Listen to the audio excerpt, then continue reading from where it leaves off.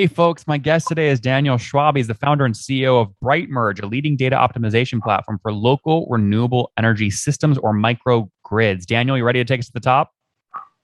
Go for it. All right, tell us more about BrightSource, or sorry, about BrightMerge. Who's paying you for this technology? We work with energy companies, utilities, and real estate companies who are very aggressively pursuing a decarbonization program. And ESG targets, that sort of stuff.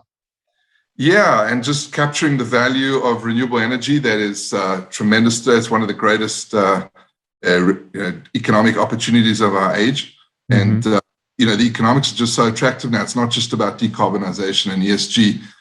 It's just super attractive. And what we do is we help people understand the real economic opportunity there so they can, turbo boost the adoption of renewable energy. Now, you say this is an end-to-end SaaS platform for microgrid economic optimization. Who are some of the customers paying you, and how much are they paying you on average per month to use the technology? So we've worked with a global real estate company. They typically will pay us per seat about $250 per seat per project. Typically, our clients will do dozens or hundreds, and we hope thousands of projects. So it's kind of a very scalable business model where you can start with one project, one seat, and then expand from there. So we aim to start at an average $10,000 to $15,000 a year, and then grow from there. It could go very quickly into the millions per enterprise customer. I understand. And are you guys pre-revenue today, or do you have a couple customers already? So we have a few customers. They're more sort of design partners and investors as well. So we've been working with two key customers for the last year, and we're now expanding over the next 10. And as I say, each one of them are doing big volumes, so they'll expand. The acquisition costs are relatively low. We can grow internally into the organization. So Daniel, how many paying customers today? It sounds like 3 or 4. Yeah. So we're sort of doing just south of $10,000 ARR per customer. Yep. Yeah. So 4 customers at $10,000 ACV. I mean, that would put you at like $4,000 or $5,000 a month right now on revenue. Is that about right? Yeah, it's a good ballpark. And when did you start selling? About 6 months ago. So a year ago, you were at 0 revenue, right? That's a good growth rate, 0 to 48 grand a year, huh? Yeah, I mean, I think what we did was we spent a lot of time building the product before, and so there was a big waiting list, big customer interest in the product before we actually launched. How big was the wait list? So we've got around 50 customers waiting, ready to be onboarded. So we'll probably onboard at the rate of about 2 a month. And Daniel, when did you write the first line of code for the platform? Sorry? When did you write the first line of code for the platform? So it's a pretty complex product. There's a simulation and optimization engine in the back end. So we've been doing this about 2 years. Yeah. And we've been funded by the US and Israeli Innovation Authority and the Department of Energy. So this is very much sort of big picture funding. So how much was your first fundraise and what year? We raised grant funding in we started 2020. 2019. Early 2019, we raised about $450,000. And what have you raised since? Additional 550, so it's close on $1 million. Okay, so 550 was in 2020 or this year? This year. This year. Okay, and you'd consider that what, your seed round? Well, it's kind of pre-seed, early seed. Yeah. Got it. That makes sense. Now help me understand. I mean, most people when they're doing the pre-seed round, they're selling about 20% of the business. Is that about what you sold? Yeah, it's a little less than that, but yeah. Okay, a little less. Fair enough. Very cool. And so that would mean $3, $4 million valuation, something like that. Bump it up a little bit more. Fair enough. All right, we'll call it today. I'm talking about today.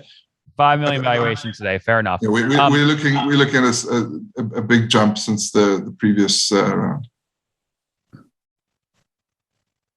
Since the previous what?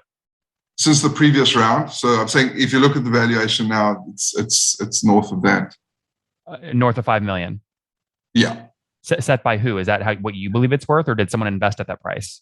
Well, we're having discussions now with different investors. Oh, I see. So if you do raise right now, how much are you targeting to raise?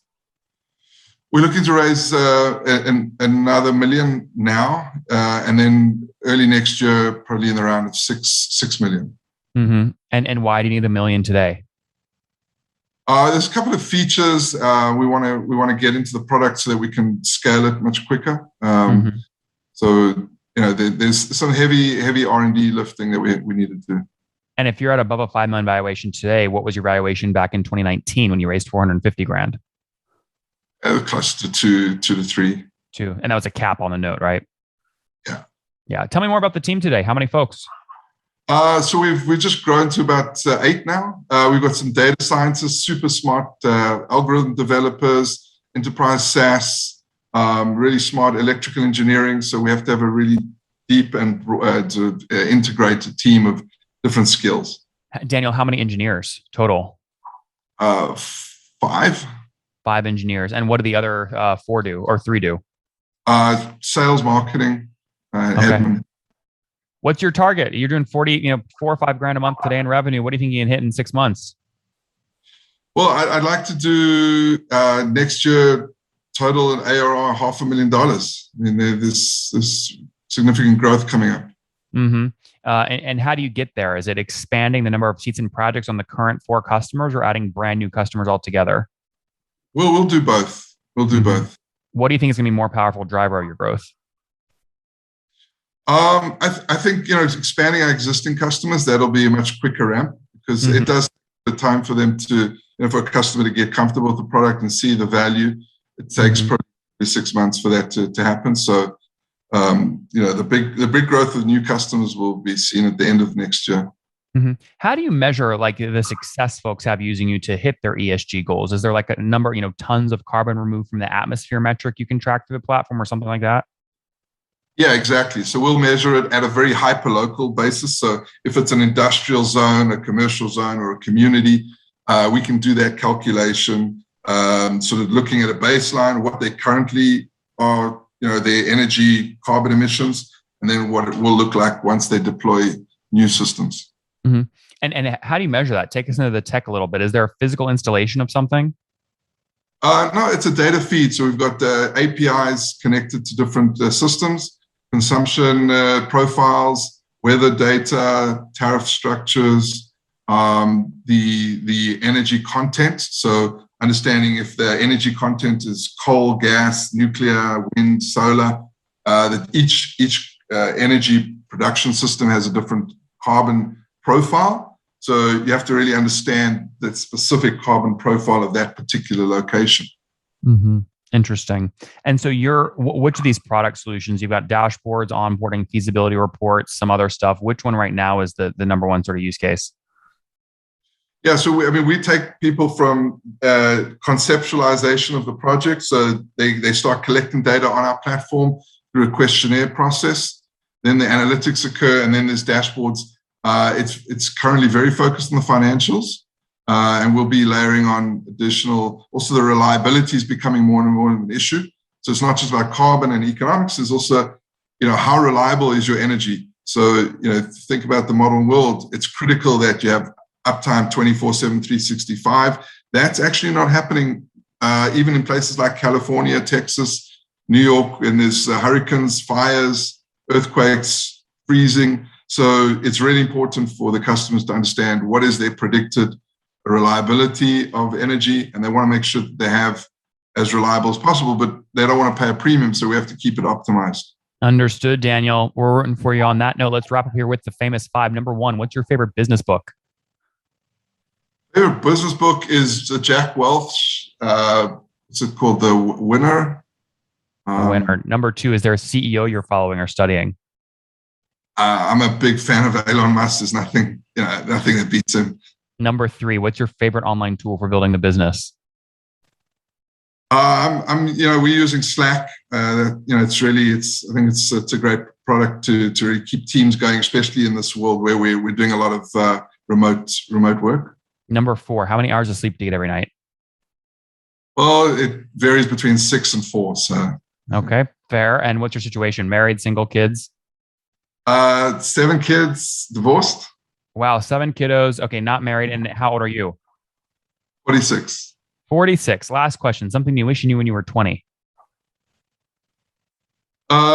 That each day is special. Don't to think too far ahead into the future. I was very much a forward thinker, and perhaps that was a benefit at the time. But I think today it's about getting the most out of every day. Guys, BrightMerge is a platform that helps companies meet their ESG goals to build a better, cleaner world. They raised 450 grand pre-seed at a 3 million valuation in 2019, just raised 550 on another pre-seed round called a 5 or 6 million valuation, looking at raising another million today to keep driving their growth. 4 customers are onboarding these customers now, doing 4 or 5 grand a month in revenue, hoping to scale to 500,000 run rate next year. Team of 8 today as they look to continue to hire. Daniel, thanks for taking us to the top. Thank you very much, Nathan. Have a great one. One more thing before you go. We have a brand new show every Thursday at 1 p.m. Central. It's called Shark Tank for SaaS. We call it Deal or Bust. One founder comes on, 3 hungry buyers. They try and do a deal live, and the founder shares back-end dashboards, their expenses, their revenue, ARPU, CAC, LTV, you name it, they share it. And the buyers try and make a deal live. It is fun to watch every Thursday, 1 p.m. Central. Additionally, remember, these recorded founder interviews go live. We release them here on YouTube every day at 2 p.m. Central. To make sure you don't miss any of that, make sure you click the subscribe button below here on YouTube, the big red button, and then click the little bell notification to make sure you get notifications when we do go live. I wouldn't want you to miss breaking news in the SaaS world, whether it's an acquisition, a big fundraise, a big sale, a big profitability statement, or something else. I don't want you to miss it. Additionally, if you want to take this conversation deeper and further, we have by far the largest private Slack community for B2B SaaS founders. You want to get in there. We've probably talked about your tool if you're running a company or your firm if you're investing. You can go in there and quickly search and see what people are saying.